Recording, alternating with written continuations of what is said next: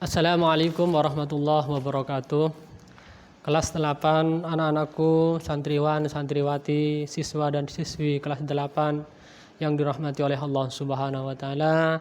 Alhamdulillah, semoga kita bersyukur kepada Allah Subhanahu wa taala. Semoga kita semuanya dalam lindungan Allah, dalam pertolongan Allah, dalam hidayah Allah, sehingga kita selamat dari semua bencana, musibah, azab, khususnya selamat dari virus corona yang menimpa dunia ini. Salawat dan salam semoga tetap tercurahkan kepada baginda Nabi kita, Nabi Muhammad sallallahu alaihi wasallam. Anak-anakku sekalian yang dirahmati oleh Allah, untuk pertemuan kali ini halaman 41 nak ya. Halaman 41 ini menjelaskan, buka halaman 41 menjelaskan ilmu pengetahuan agama di masa Bani Abbasiyah. Kemarin sudah saya jelaskan timbulnya ilmu-ilmu yang paling dominan pada waktu itu adalah ilmu filsafat, mana seperti Al-Kindi, Imam Ghazali, Al-Farabi. Ini adalah ilmuwan-ilmuwan yang bangkit yang ada pada zaman Abbasiyah, termasuk pada masanya Imam Ghazali yang terkenal, kitab-kitabnya yang terkenal sampai sekarang yang disebut dengan kitab Ihya Ulumuddin. Nah, anakku sekalian, sekarang halaman 41 ilmu pengetahuan agama. Kemarin enggak ilmu filsafat. Ya, filsafat, ilmu kedokteran, ilmu ekonomi, ilmu astronomi itu sebelum-sebelumnya. Sekarang ilmu pengetahuan agama pada zaman Abbasiyah. Di samping dalam bidang ilmu pengetahuan pada masa dinasti Abbasiyah, ilmu agama Islam juga mengalami perkembangan yang penting. Ulama-ulama besar pun muncul. Perkembangan pada periode ini juga menjadi landasan pokok bagi perkembangan ilmu agama Islam pada periode berikutnya. Satu, tokoh-tokoh dan hasil karyanya dalam ilmu hadis. Anak-anakku sekalian, ilmu hadis pada masa dinasti Abbasiyah mengalami perkembangan pesat. Ilmu hadis itu apa? Nah, ilmu hadis itu adalah ucapan Rasulullah, pekerjaan Rasulullah, dan pengakuan Rasulullah. Itu ilmu hadis. Yang mana ini pada tanggal 3 Hijriah hingga abad 7 Hijriah.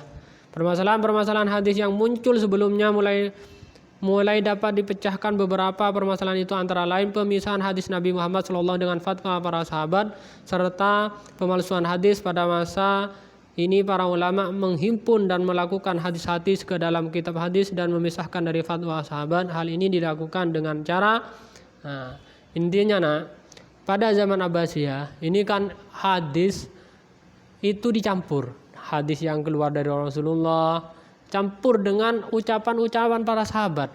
Akhirnya ketika zamannya Abbasiyah ini dipilah, mana hadisnya Rasulullah, yang khusus hadisnya Rasulullah digabung hadis Rasulullah, yang khusus hadisnya sahabat digabung hadisnya sahabat, yang khusus ucapannya para tabi'in maka digabung dengan hadisnya. Oleh karena itu yang dihimpun pada waktu itu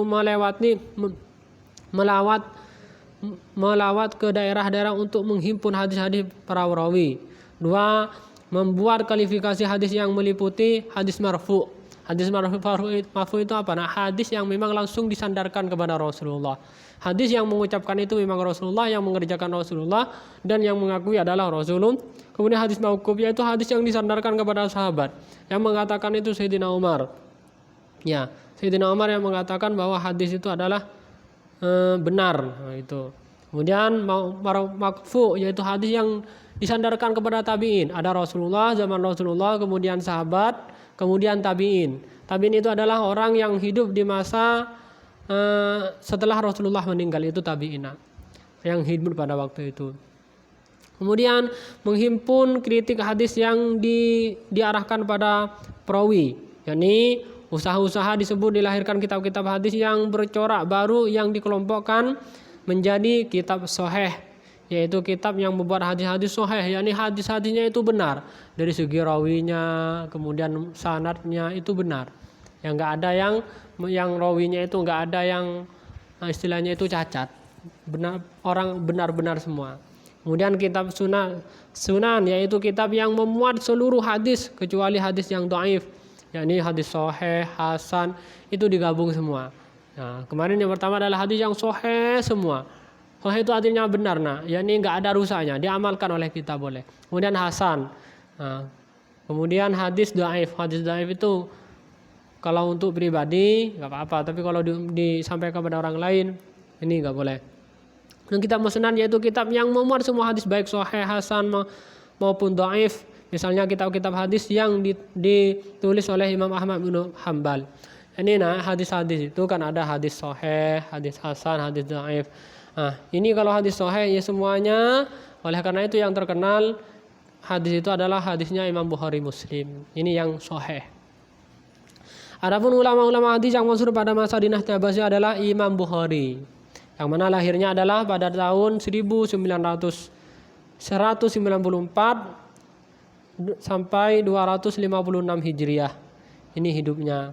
Nama lengkapnya adalah Abu Abdullah Muhammad ibnu Ismail ibnu Ibrahim ibnu Al-Mughirah Al-Jafir. Nah, ini keturunan non-muslim, orang-orang Majusi keturunannya. Tapi dia itu tapi Imam Bukhari ini muslim. Ya. Dia Imam Bukhari ini orangnya itu pintar, alim. Ini yang terkenal karangan kitabnya itu adalah ada karangan kitabnya itu di sini. Karangan kitabnya itu Al-Jami' Shahih, yakni memuat hadis yang semuanya sahih, enggak ada yang hasan, enggak ada yang hanya sahih. Nah, pernah diceritakan Imam Bukhari Muslim ini pernah diceritakan begini. Suatu ketika dia itu ingin mencari sumber hadis yang sahih, ingin mencari hadis yang sahih. Akhirnya bertemu dengan orang, dia itu mengatakan, ada orang di sana ahli hadis, dia itu orangnya hebat, alim, pinter, tawadhu, tidak pernah menyakiti orang. Akhirnya dihampiri oleh Imam Bukhari, dan Imam Bukhari ingin belajar hadis, ingin mengambil hadisnya dan dibukukan oleh Imam Bukhari.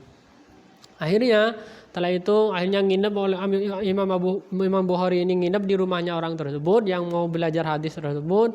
Dan setelah nginep ternyata ketika pagi orang ini memberi makan ayam. Ketika ngasih makan ayam oleh orang ini kir gitu. Nah, ternyata ayam itu menghampiri dan di tangannya itu nggak ada makanan. Akhirnya Imam Bukhari nggak mau mengambil hadis ini karena ada apa? Karena orang ini bohong kepada hewan. Masa hewan dipanggil tapi nggak ada makanannya? Berarti orang ini bohong. Akhirnya Imam Bukhari pulang dan tidak mengambil hadis dari orang ini. Dan Imam Bukhari ini menghafalkan hadis, belajar ilmu hadis itu yang ditulis itu 600.000 hadis. Imam Bukhari 600 hadis yang dia pelajari dan yang dihafal 300.000.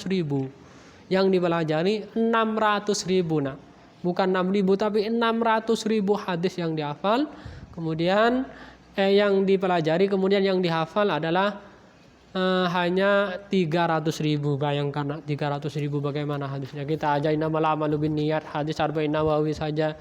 Hadis pertama hafal, hadis kedua lupa, hadis kedua hafal, hadis ketiga lupa. Sulit lah. Nah, menghafalnya hadis itu sulit. Oleh karena itu di sini menjelaskan ulama-ulama yang tersohor pada waktu itu, di antaranya adalah Imam Bukhari, kemudian Imam Bukhari, setelah Imam Bukhari itu ada Imam Muslim, kemudian Abu Daud, Imam An-Nasai. Ini semuanya orang-orang yang menyusun ilmu hadis, hadis yang sahih, dhaif, kemudian yang hasan, mauquf, marfu. Ini yang didalami dan dikumpulkan jadi satu. Ini adalah perkembangan ilmu agama pada masa dinasti Abbasiyah. Mungkin itu saja untuk pertemuan kali ini. Untuk tugas selanjutnya jangan lupa absennya diisi di komen YouTube. Untuk tugasnya bisa kalian buka. Ingat nanti ketika masuk kalian harus khatam. Ya, sudah selesai. Ya. Untuk ulangannya atau tugasnya kerjakan halaman 50 sampai halaman 52 ya. A-nya tok.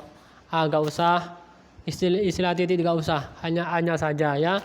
Ada 30 nomor kerjakan oleh kalian. Semoga kalian bisa mengerjakan tugas yang benar, ilmunya manfaat. Amin amin ya rabbal alamin. Ihdinas siratal mustaqim. Assalamualaikum warahmatullahi wabarakatuh.